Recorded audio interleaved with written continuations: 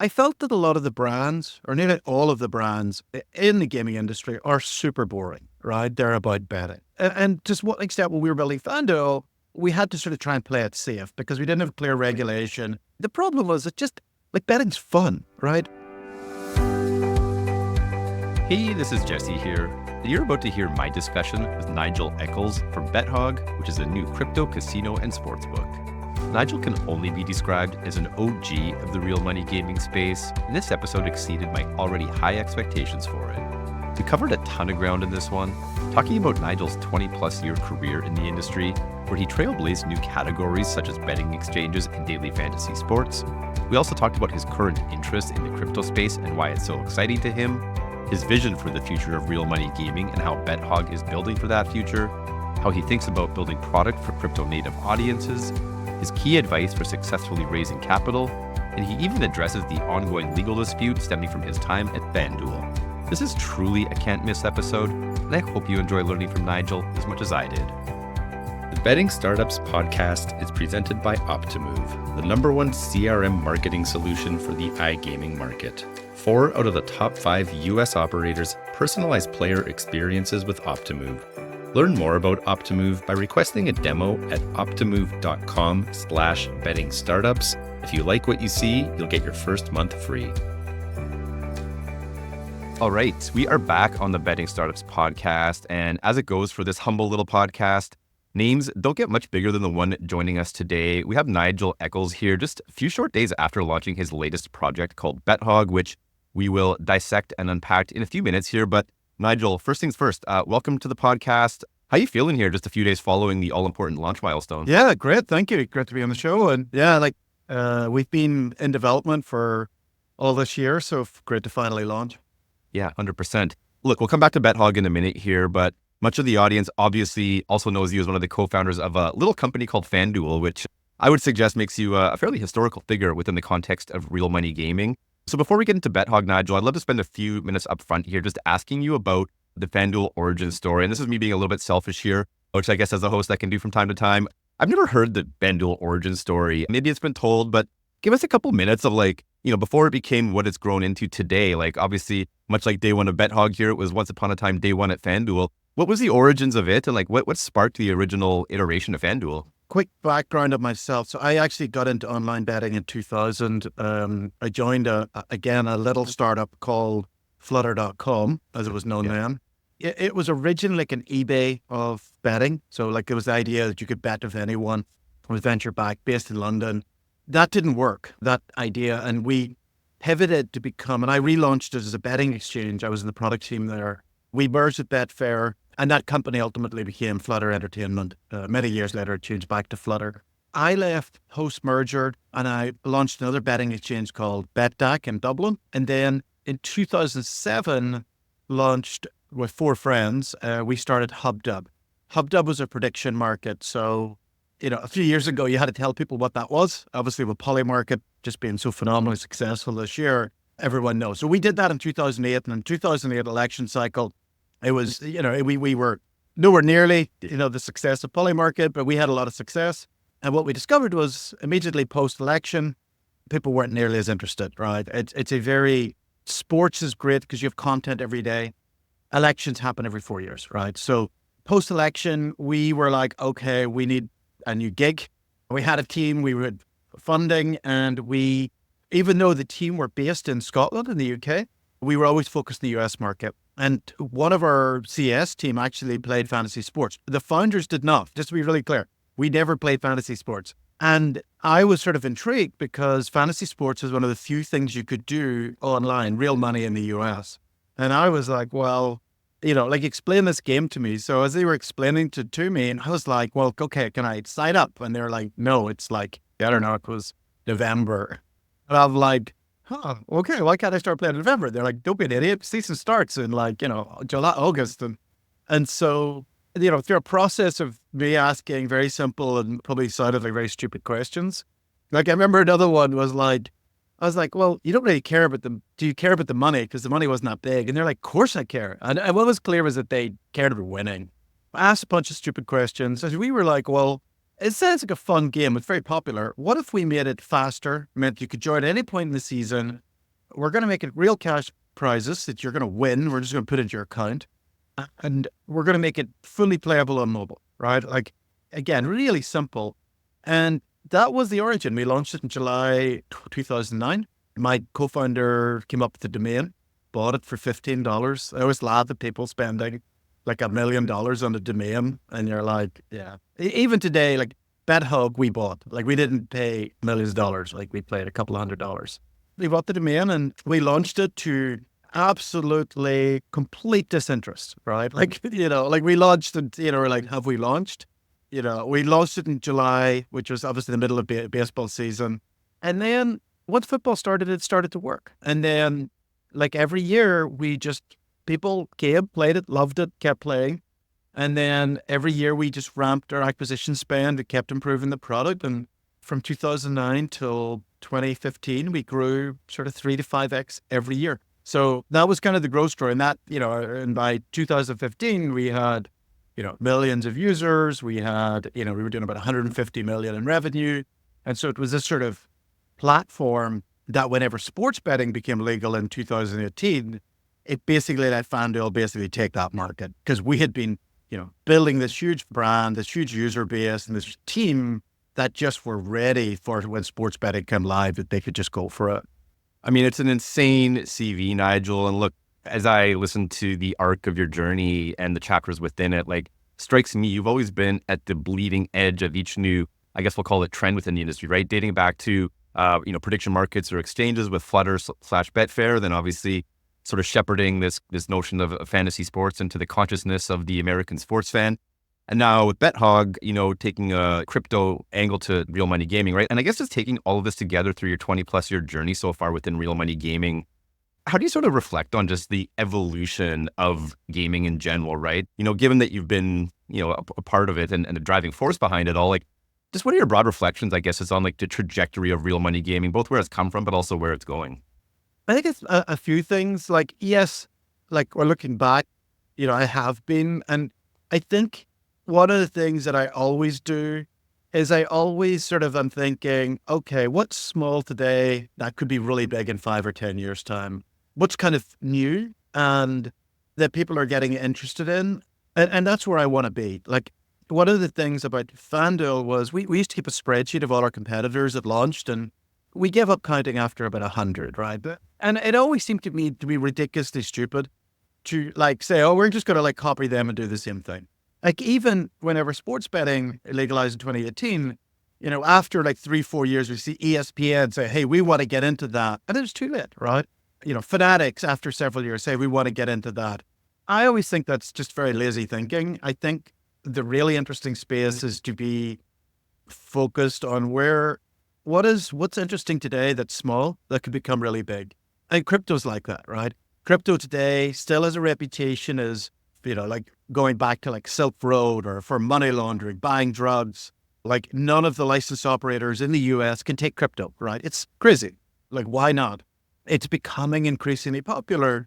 And so it's very clear to me that as an entrepreneur, I want to be where there isn't yet clear regulation, where I can go in and we can help shape that regulation because, people look at FanDuel today, but they don't realize when we started, there was no clear regulation for daily fantasy sports. Like not only was there no clear regulation, there was no regulator. There's no one we could go to and say, hey guys, we want to do this thing. What's the rules of the road? There was no rules of the road, right? We had to work it out. So I think that's really clear to me. I think where we see innovation in this space more than anything is generally not from the major operators. It's from these corner cases. So like DFS, great example of that. If you'd gone back 10 years, say 2014, and you'd said, hey, sports betting is going to get legalized, you'd say, who's going to dominate that market? Well, all the smart money was Caesars, MGM, Wynn, all these big casino brands. Where are they today? Like apart from MGM, they're nowhere. Where were the innovators? They were small, scrappy startups like FanDuel and DraftKings. I look at that again. I look at sort of like casino, right? There's huge casino brands today, like Flutter and run huge casino businesses. But where's the innovation been in the last couple of years? It's been startups like Stake. And that's where we're going to continue to see it. We're going to see more innovation from the margins, generally not from the major players. Awesome. Well, let's use that as a springboard to start talking about BetHog here, Nigel. And speaking of small, scrappy, innovative startups, you have just launched BetHog. As a starting point here, just tell us a little bit about the origins of it, right? What was the opportunity or maybe the gap in the market you saw that, sort of struck you as being this thing that you would now pursue as your next chapter? Give us a bit of like the origin there with BetHog. Yeah, so I think there's kind of two frustrations that are two things that we saw when we came back to BetHog. Because this is the second time I've come back into the betting industry. When I left Flutter and BetHog, I left for several years, came back into it. And when I left FanDuel, same thing. And both times I sort of thought I was done with the gaming industry, and both times I really missed it. This time when I came back, what I observed, I sort of thought two things. One, I felt that a lot of the brands, or nearly all of the brands in the gaming industry, are super boring, right? They're nearly apologizing that they're about betting. And to what extent, when we were building FanDuel, we had to sort of try and play it safe because we didn't have clear regulation. And so we wanted to be a little bit boring and not too exciting so that we didn't scare people. And I think that was the right strategy. The problem was that just like betting's fun, right? Like you talk to the number of people I bet over the years, like on flights and stuff, and they're like, I love FanDuel. Oh my God, I have so much fun on it, right? And I'm like, wow, I don't think the brand really captures that. And so we wanted to launch a brand that was fun. And that's the idea behind BetHog is exactly it. You see the hog, you see his smirk, this is a site, like BetHog is somebody that you want to hang out with, right? You don't know where you're going to end up in the morning, but you're going to have a good time, right? Like that's kind of what we wanted to capture. So that was number one. We wanted something to be fun.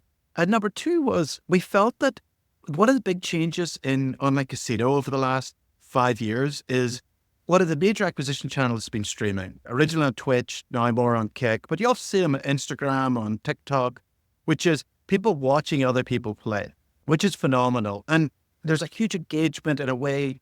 Casino games have become a lot more social, which I think is a great thing because offline betting is a phenomenally social experience, right? Like you go to the race course, you go to Vegas, you're not going on your own, you're going out to hang out with friends and it's a fun time, right? Online hasn't been like that.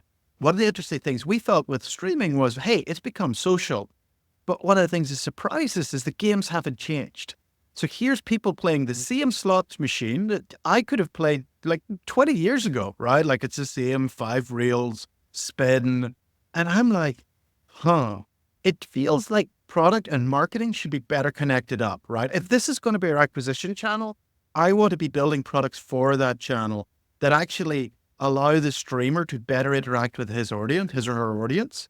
That's what we're trying to do. And so that was the gap that we thought that just sort of said, hey, we're going to have products that are built for these streamers. They're our customer. And we want to build on products that makes it easier for them to engage their fans. Awesome. And I guess talking about the products, Nigel, you've come to market with some unique differentiators from a product perspective. Talk a little bit about what you've launched with and just generally how you're thinking about differentiating on a product basis. Yeah, absolutely. So we work with aggregators. So we have all of the Pragmatic, Evolution, Hacksaw, Big Gaming, all the same games that everyone else has. Kind of table stakes, you have to have that. That's great. But what is sort of front of house are our own original titles. And probably the best one to kind of explain our thinking is Hogger. So Hogger's a title that we launched just about 2 weeks ago.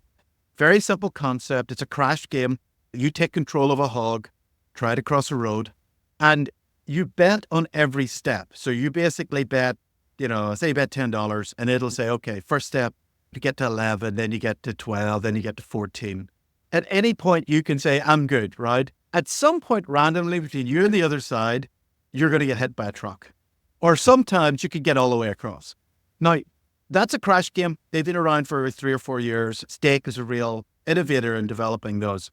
Where we've made ours different is that what happens is when you open the game, there's a link. If you're a streamer, you can share that with your audience. And what happens is your audience can now bet on you. And so if they bet on you, what you'll then see is a little piglet run across and walk behind the hog. And it's hysterical. It is really funny. And the idea is that now the audience aren't just as passive people just watching you play. They're actually betting with you. And sometimes they're like, you know what, I'm done. I'm out of here. You keep going. And it just creates lots of really fun and engaging content for the streamer. And that's what we want to do. Like, we want to be a destination of choice for every streamer. And if we can be the destination of choice for every streamer, then the audience comes with it. So Hogger is just like a really great example of the type of games that we're developing. Yeah, I love that. Play on the old Frogger game from the 80s, right? Yeah, yeah. There's also one of the other inspirations for it was if you ever play in a casino, now certainly in London, this happens, big Asian community. If you play blackjack and you're playing well, people will start betting on your hand, right? Like you'll just see it. Suddenly the money starts coming behind you and you're like, and the first time it happens, it's like, what the hell is happening, right?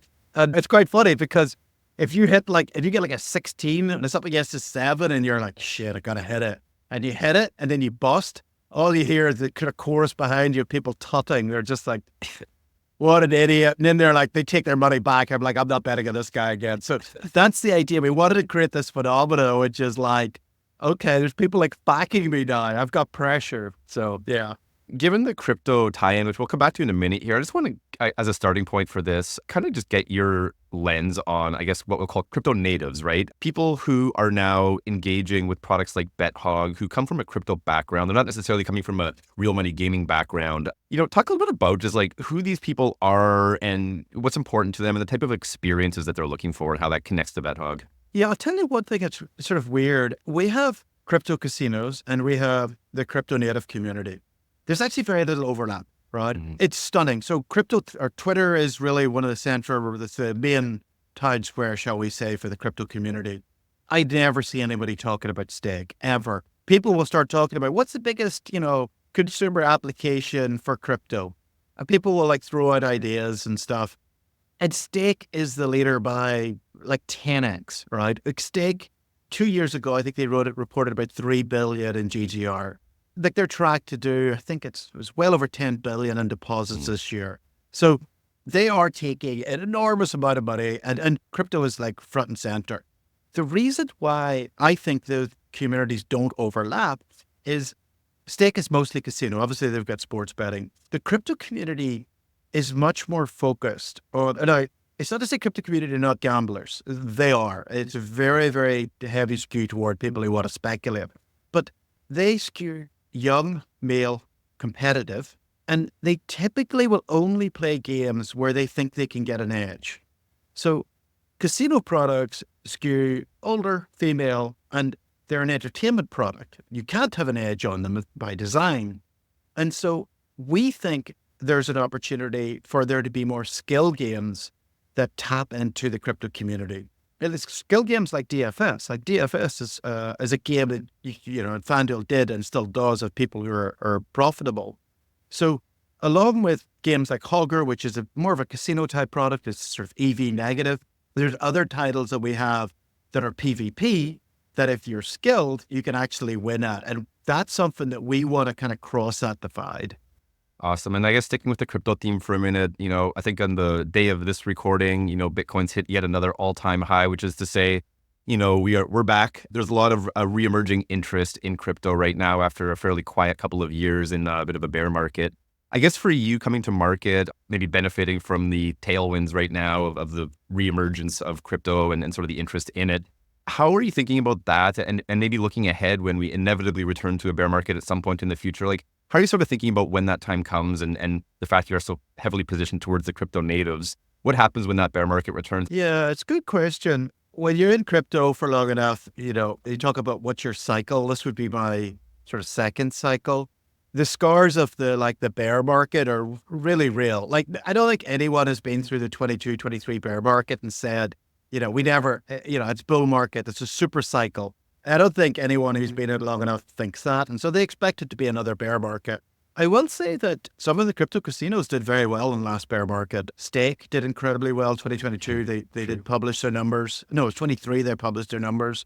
Rollbit grew strongly through the bear market. So it doesn't look like crypto casinos are as cyclical with crypto as you would expect, or their growth has just sort of outgrown the cyclicality of the market.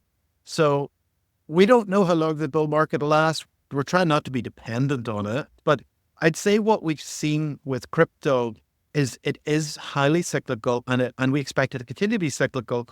But what you do see is that its lows every cycle are much higher than the previous low. So for example, Solana went from like $2 to $250. It's currently then it dropped to like $8. Now it's $240. Maybe it goes to 500, 600. It would probably drop again, but I don't think it would drop below 80, right? Because I think the new lows will be higher than the old lows. And basically that's what we've seen. We have new high highs and the low lows are higher than the previous lows.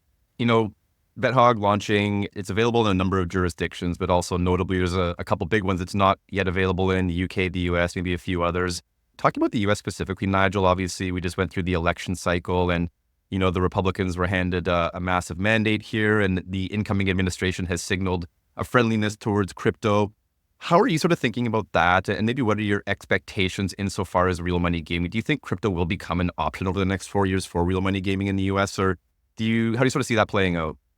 I think inevitably it will be everywhere. It would just be so weird for such a big asset class that gives people so much freedom that I think not to accept crypto is you're effectively a totalitarian state, right? Like this is people's money. Like one of the things that's so popular about crypto is people have been, they've dealt with the experience of banks not letting them get their money. They've dealt with, that horrible experiences like it's my money. Like I should be able to do what I want with it. And I expect Western countries to hit a fork where they have to decide, like, are we really here for liberty? Or are we going to, go China's route, which is we're going to regulate the economy? I think the US almost certainly is going to embrace crypto. I think in time, now it takes a while for that to filter through to the gaming regulators.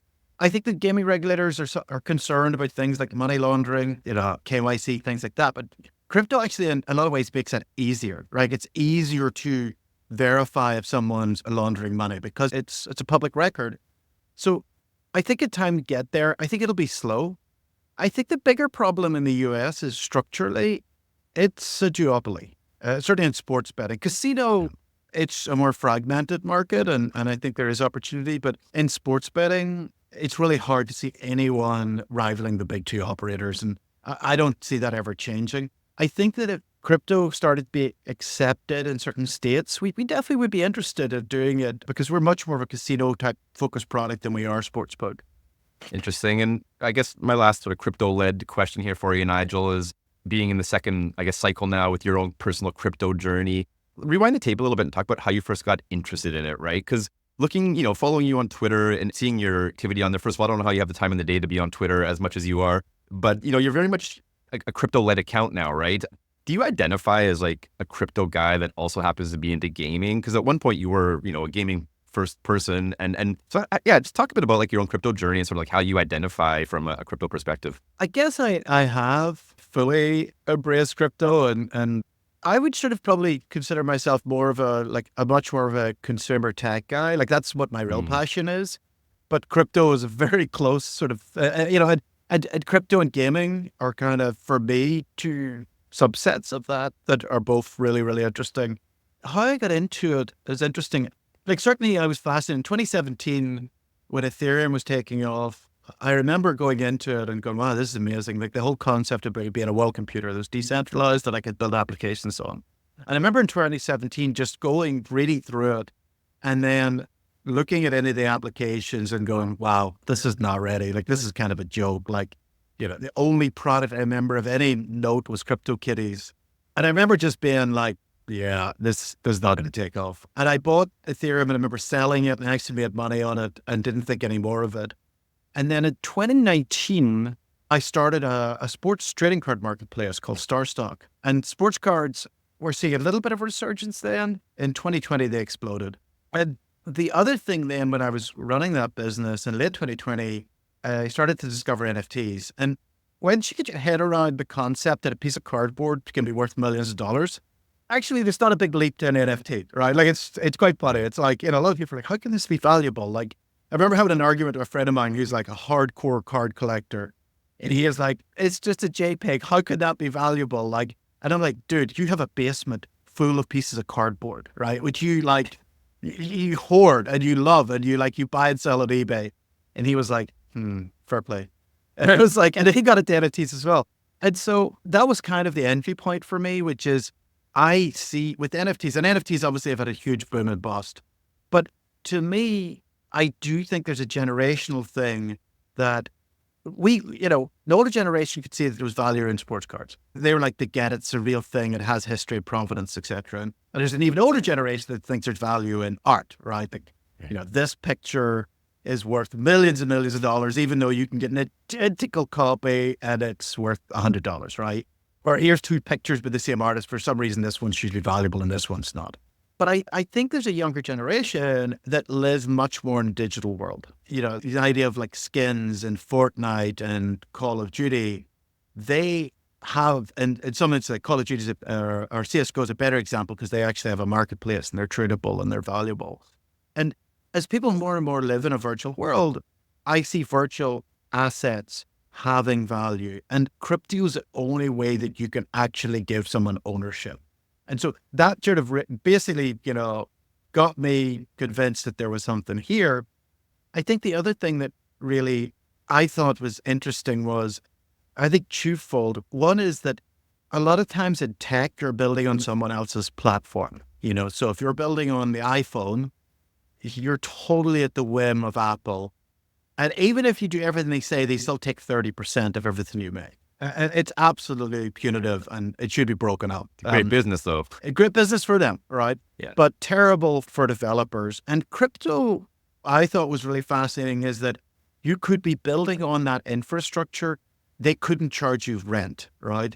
And that to me at an intellectual level was just fascinating. And so I was like, okay, I think we should embrace this. And then the last thing I'd say is for payments, crypto's exceptional. As an operator, one of your biggest worries is always payments. Like I can get the user on the platform, I can get them betting, but how do I get the money? And even if I can get it, how much am I paying? How much am I getting hit with fraud and chargebacks? With crypto, I show somebody a wallet, boom, money goes in, hardly any fees. It's nearly instantaneous. There's no fraud, there's no chargebacks. So it solved that thing really well. In terms of platforming, crypto is still kind of early. Like the infrastructure is not totally there in a lot of places. But in terms of payments, it's brilliant today. It's much better than the sort of traditional Visa, MasterCard, duopoly that put all the risk on the merchant. And I think one of the growths I think we've seen in crypto, casino and sports betting is just because of that. People have full control of their money. Operators much prefer it because they don't have to deal with all of these third parties.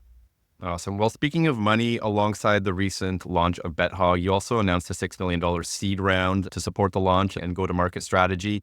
A couple of questions here, Nigel, just to kick off this part of it. Talk a little bit about just the journey raising this round, and I guess just your read on what the capital markets are saying right now. I mean, you're no stranger to raising money with previous projects. This time around, what's your sort of vibe right now on the capital markets based on the BetHog raise? So capital markets are always, like there's the broader capital market. What's it like raising a seed round or an A or a B?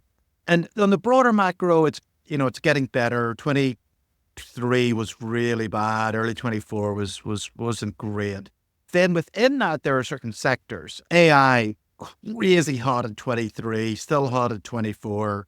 Crypto, stone cold in 23, warmed up at the start of 2024. And now I suspect we're going to head to lunacy levels again, right? Like it's just like, so many of these funds are like got such incredible returns that they're going to be raising bigger and bigger funds. And to be honest, I'm not sure there's enough projects and entrepreneurs or quality ones to actually meet all of that demand. So I think we're going to see like a huge avalanche of money, maybe not hit 21 levels. Like 21 levels was, really kind of crazy. We saw projects raising, $250 million seed rounds based on some Ponzi project. Yeah. So I don't think we hit that level. We might not at all. I really hope we don't, but it's getting bigger. Gaming more broadly, I would say it's okay. I don't know if it's going to get really good.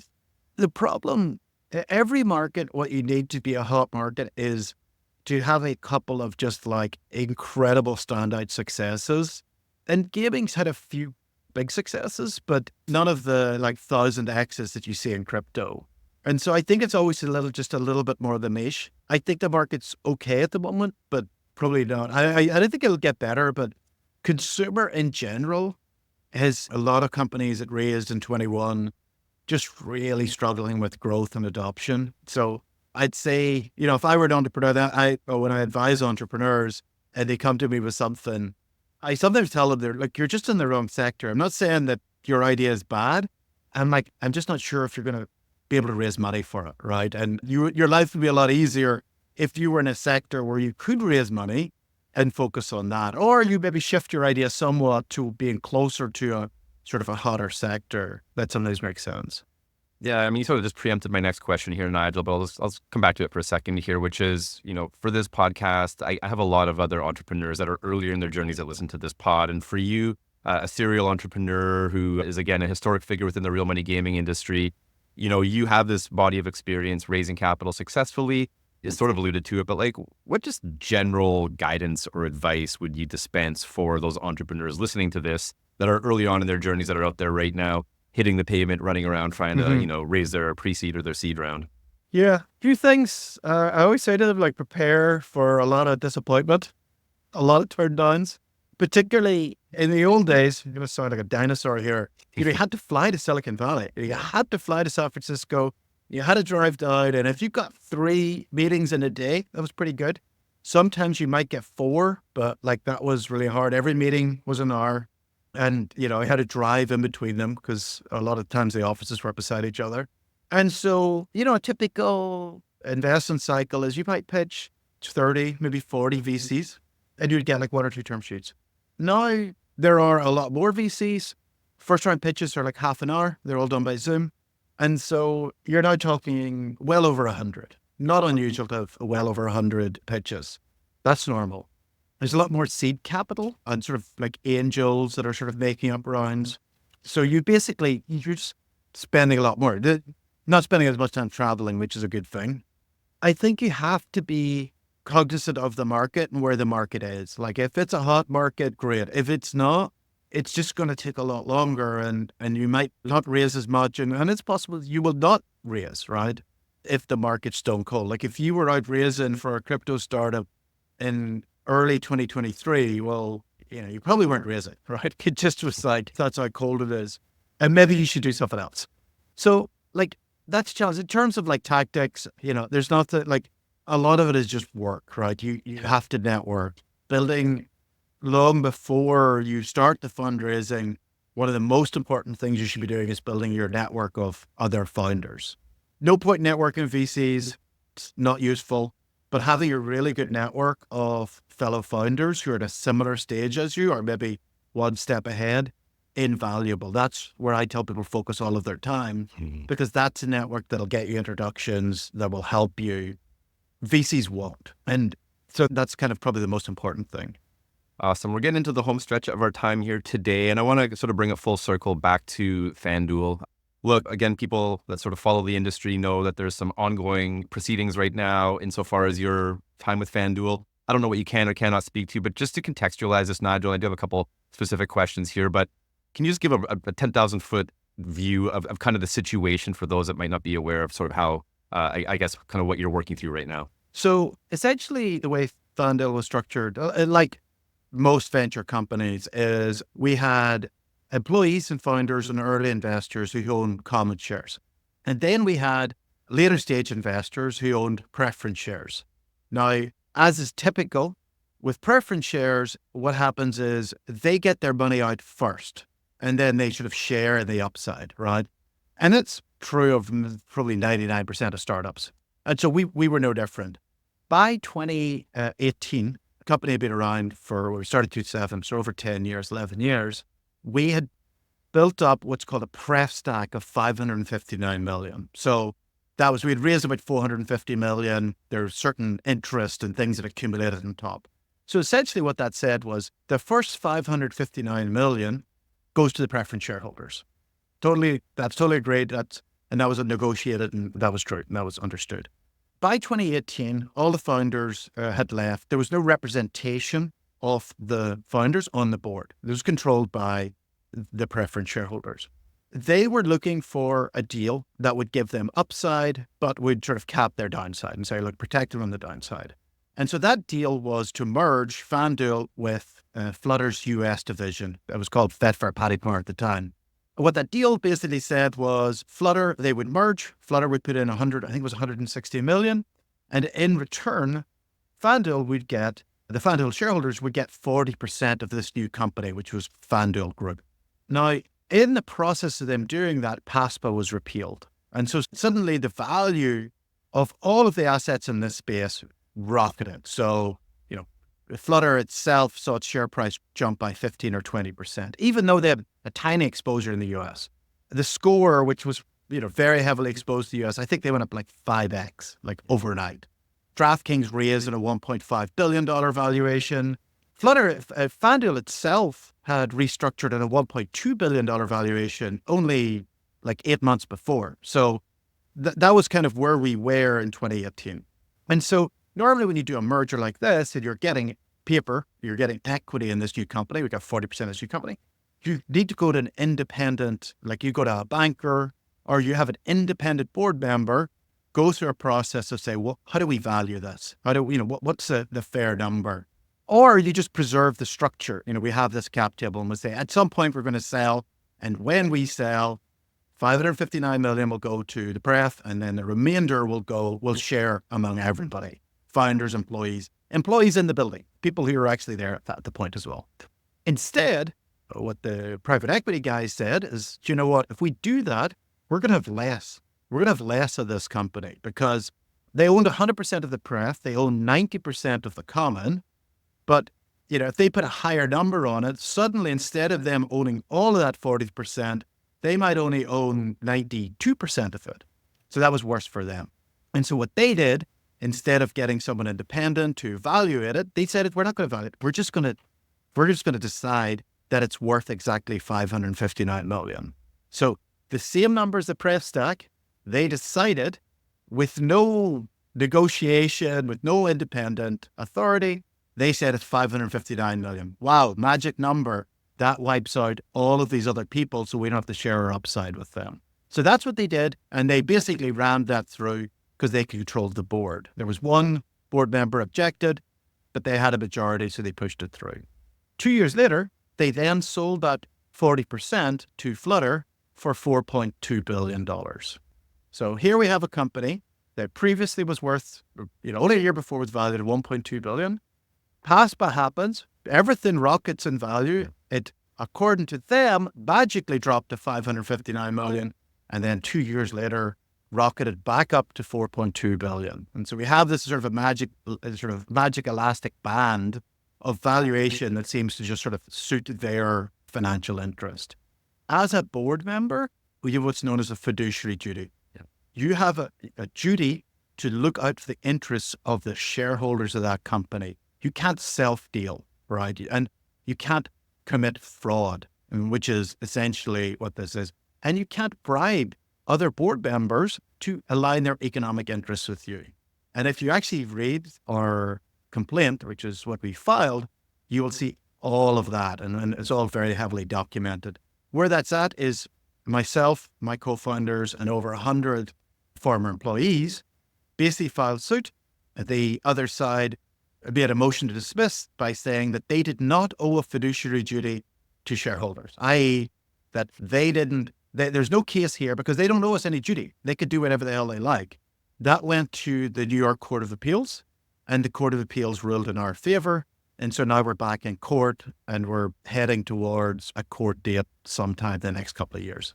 So what you didn't say there, but I think it's reasonable to suggest, is basically you and the others you just mentioned got screwed. As a part of this. So what they did is they basically wiped out all of the common shares. So that 2 years later, when they sold that 4.2 billion, it went all to them. Yeah. None of it went to the employees who built the business, the founders, or even the sort of the early, very, very, very early angel shareholders. It all went to them. So looking back, Nigel, like if you were to start FanDuel all over again tomorrow, knowing what you know today, is there anything you would do differently, either from the perspective of changing the structure to avoid a scenario like you're in now, or even that aside entirely, is there anything with the journey overall you would do differently? Again, knowing what you know today, if you were to get in the DeLorean and go back, 15 years and start it all again. Well, I think it's actually, the first thing to answer is, what it wouldn't change, right? So, some people like take this sort of lesson, and there's a lot of bedwets on LinkedIn that like they read the kind of the summary, and they give me like their 1,000-page like wisdom on this case, and they know absolutely nothing. I have no problem with venture capital. I walked out of door FanDuel and raised money for my next startup. I've obviously raised money for this startup. Venture capital, so some people are like, oh, you should never raise venture capital. That's ridiculous. If you want to build a large business of significance, almost in nearly every industry, you almost certainly have to raise venture capital. So that's not the insight. The insight, but what really does matter is who you raise it from, right? And that's something that it's been, a big lesson for me is there's huge differences between different sources of capital. So it might just look like money. You might say, well, green is green, but actually it's very different. And, over the years, I've started to learn what really good investors look like. And some of those, and I've had the pleasure of working with brilliant investors. These are people who have seen the business being built from scratch, are incredible whenever things are going wrong, right? They're the sort of people that, you want them on your cap table when you call them up and say, we've just been served by the FBI, or, our payment provider has just pulled. I don't know how or we're running out of money. I don't know how we're going to make payroll next month, right? These are the people you want. Then there's other people at the first sign of trouble. They're like, they're their cheerleader on the way up. They're like, you'll see them on Twitter. These guys are great. What are awesome founders. And then as soon as anything goes wrong, and I don't even mean to the extent that our experience was, but, as soon as signs anything's going wrong, they're sending the TechCrunch article about one of your competitors raised a ton of money, and they go, have you seen this? Yeah, of course I've seen it, you idiot. I work in this industry every day. Or, our competitor is something really good, and you're like, shit. And they're like, what are we going to do? You know what I mean? You're like, I live this industry, or they give you this suggestion. Have you thought about? And you're like, I live and sleep and dream this stuff 24/7. Yes, I have. So that's the biggest one for me is choosing investors and board members is something that, I probably didn't, have full appreciation on when I started. And definitely it's a massive factor for me now. Awesome. And then I guess, again, just looking back at your 20-year history as a serial entrepreneur, how has the collective experiences of those different projects sort of helped shape and influence how you're now approaching BetHog with this being your latest chapter? There's lots of sort of classic product mistakes we've made and before, a very classic one, which is feature creep, of the product doesn't quite work. Why do we add these more features? Everyone does that. You learn that the hard way, that doesn't help. You learn a lot about trying to understand real consumer demand and whether you have it. Things like premature scaling, which is hey, things aren't working. We need to hit these numbers. So we hire prematurely hire a head of sales or a CMO. You start spending a ton of money on trying to grow, but your product's not there. So there's a lot of things like that I'd say I've definitely learned. I've learned one of the most valuable things is your founding team and your early team, that if you get that right, it's almost like you don't have a real job anymore. As a CEO, there's only three things you do. You raise money, you hire the team, and you set the vision. If you hire an amazing team that has got a real laser focus on the vision and you've got money in the bank, you don't have a luxury to go, well, what should I be doing, right? If you screw up the hiring, your life is just a world of pain, right? Because you're spending all your time trying to do their job, at the same time trying to figure out why you're so busy and why this person's not working out, especially if it's a friend, you co-founded a company together, and it's painful, right? And the other thing is it's really hard to know beforehand which are the people that are, it's going to really work with and which ones aren't. So I think that's the biggest one, which is get those right and your life is good. Get those wrong and it's really hard. Awesome. Well, we've talked a lot about the past here, Nigel. So let's look ahead. Pretend you got a crystal ball sitting in front of you there. 5 years time with BetHog, your wildest dreams, where's BetHog in 5 years and sort of where's it sitting within the wider spectrum of the industry?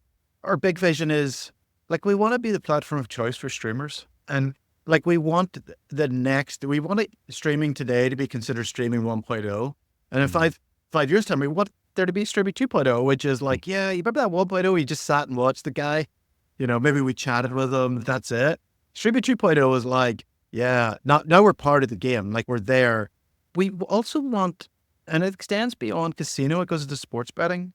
I want betting to feel more social. Like I want it to be somewhere where people are, we use it as like a tool, like a way to hang out together and have fun. I think it's somewhere like you're seeing meme coins have done an incredible job. Like meme coin can go from zero to there being a community that are all invested in the success of something, right? And that's like, I think there's a real separation between crypto and betting, but there to me is like something like there's an audience that we need to better understand because what they do with the community is incredible, right? And I just think that meme coins is probably one of the most exciting betting products I've seen sort of launched in the last couple of years, right? So for us, like we want to be the streaming product of choice to create streaming 2.0. And we want to bring a lot of the kind of learnings of crypto and like how we create communities around betting products and just make it that much more fun social experience. Awesome, Nigel. Before I let you get on your way here, I'm going to go off script a little bit. So this is episode 140 something of my podcast. Through the first 100 of them, I would always ask the same question at the end of every episode. I retired that question after episode 100, but I'm going to bring it back for one time and one time only because I'm really curious what your take is on this. So I'll set it up for you. Pretend you weren't building BetHog. Pretend you were never working in real money gaming. Pretend you were never doing anything in crypto or consumer tech more broadly. Get rid of all of that. If you were living in a parallel universe doing something else instead, what would that something else be? What would you be doing instead in a parallel universe? Oh boy. I think like some people, I think it would have to be something creative but functional. Like, so you've eliminated all the consumer tech. I think I'd love to be like, do woodwork. And, you ever see those like incredible homes that people create in the forest? And I think I would do that. I think it would be a terrible business and I'd make no money at it.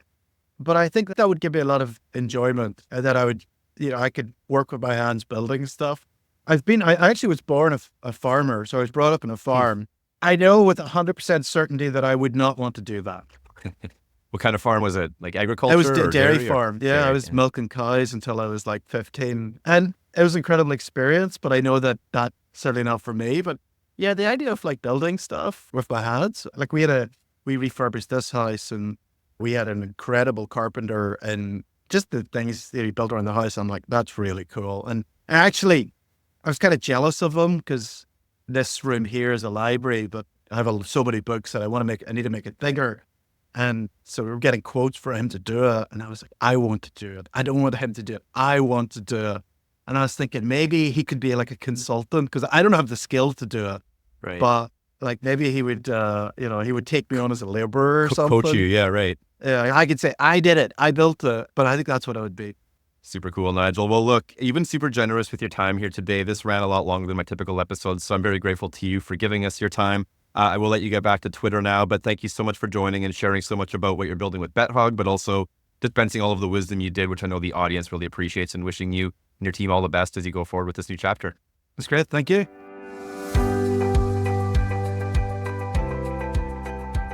Betting Startups podcast is presented by Optimove, the #1 CRM marketing solution for the iGaming market. 4 out of the top 5 US operators personalize player experiences with Optimove. Learn more about Optimove by requesting a demo at optimove.com/bettingstartups. And if you like what you see, you'll get your first month free.